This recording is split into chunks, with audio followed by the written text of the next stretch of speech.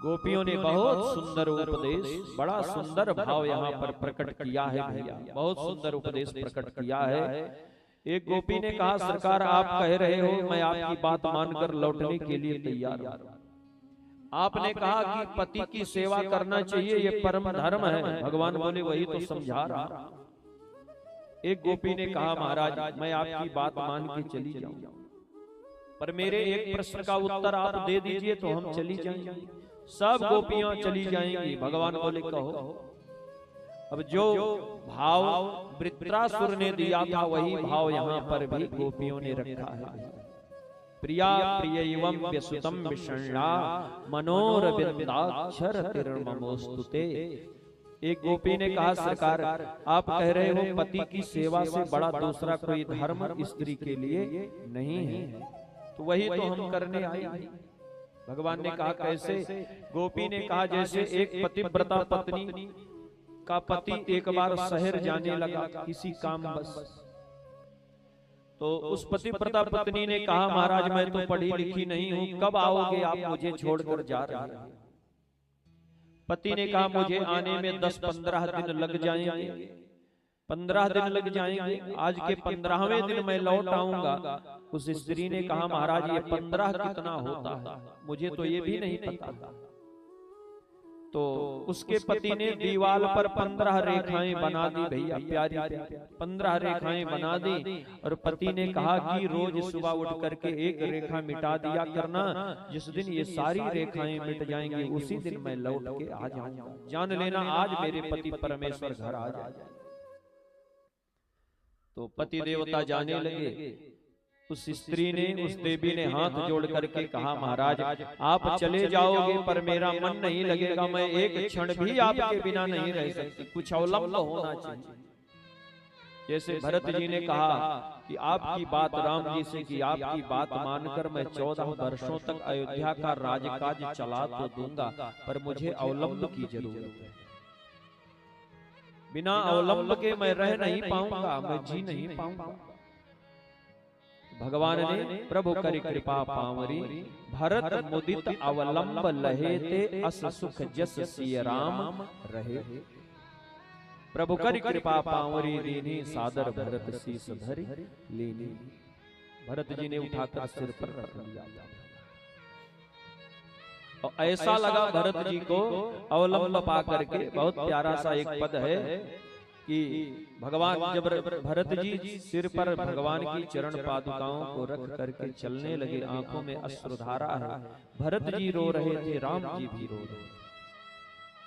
तो रोते रोते राम जी ने भरत जी से कहा, भैया भरत आप तो अवलंब लेकर के अयोध्या को जा रहे हो, पर मैं मेरे पास तो कोई अवलंब नहीं है, मैं कैसे रहूंगा 14 वर्षों तक वनवास, मैं ये समय कैसे व्यतीत करूंगा।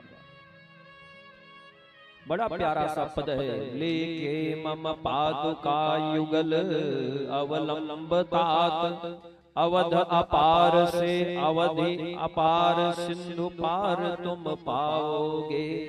मागी मागी आयस समान राज काज सब, बंधु पर प्रेम दृढ़ नेम को निभाओगे। किंतु गिरधर प्रभु पूछे, बोलो हे भरत भैया, किसके सहारे यहाँ मुझे छोड़ जाओगे। यहाँ जंगल में हमारा कौन सहारा होगा, मैं किसके सहारे रहूंगा। आप तो अवलंब पा करके आनंदित हो गए। भरत मुदित अवलंब रहे थे, अस सुख जस सिय राम।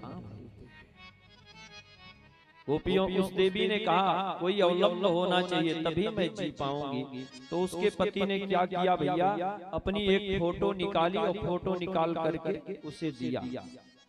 उस देवी ने कहा तुम इस फोटो की पूजा करो, जब तक मैं नहीं हूं तब तक मान लो इस फोटो के रूप में मैं यहाँ विराजमान हूं, इस फोटो की पूजा किया करना। उस देवी ने कहा ठीक है। अब वो देवी रोज उठती है, भाव करके चरण पखारती है, फूल चढ़ाती है, आरती उतारती है और भोजन बनाती है। तो पति के फोटो के सामने ले आकर रख करके वो प्रेम से भोजन करती है। ऐसा भाव करती है कि पहले मेरे पति ने खा लिया, अब मैं उसी में खा लूं। ऐसा दिव्य भाव स्त्री वह देवी रोज करती है और सुबह उठ करके एक लाइन मिटा देती है। धीरे धीरे एक दिन उसकी सारी लाइनें मिट गई भैया। अब जल्दी से नहा धो करके उस देवी ने क्या किया, नहाई धोई और जो पति ने अपनी फोटो चित्र दी थी उस चित्र की पूजा करने बैठ गई। फूल चढ़ाया, माला चढ़ाई और जैसे ही आरती उतारने के लिए हाथ में आरती दानी उठाई, आरती जला करके जैसे हाथ में उठाई तब तक उसके पति देव आ गए और दरवाजा अंदर से बंद था तो धीरे से आकर के दरवाजे पर दस्तक दी। जंजीर जो साकल लगी थी उस साकल को पति देवता ने बजाई, आवाज दी, देवी जी मैं आ गया हूँ। गोपी ने भगवान से कहा तो उस देवी को क्या करना चाहिए, पहले फोटो की आरती उतार लेनी चाहिए कि जो वास्तविक पति देव आए हैं उन्हें घर के अंदर लाना चाहिए। भगवान ने कहा अरे पागल, जब असली वाले पति आ गए हैं, असली वाले पति परमेश्वर आ गए हैं तो नकली वाले की पूजा करने की क्या जरूरत है। असली वाले की पूजा करे ले आके घर में, उनका पांव पखारे। गोपियों ने हाथ जोड़ के कहा सरकार यही तो हम भी कर रहे हैं। ये संसार में, संसार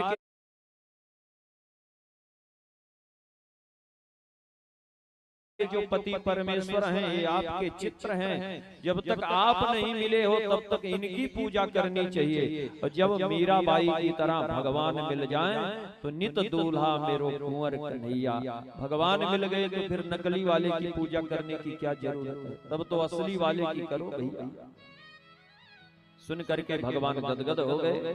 फिर तो गोपियों का खूब स्वागत भगवान ने किया और सुंदर रास लीला जो 5 अध्यायों में वर्णित है, भागवत जी के दसम स्कंद के दसम स्कंद के 5 अध्यायों में रास लीला का वर्णन है, जिसे रास पंचाध्यायी कहा जाता है, जो भागवत के 5 प्राण भी कहे गए।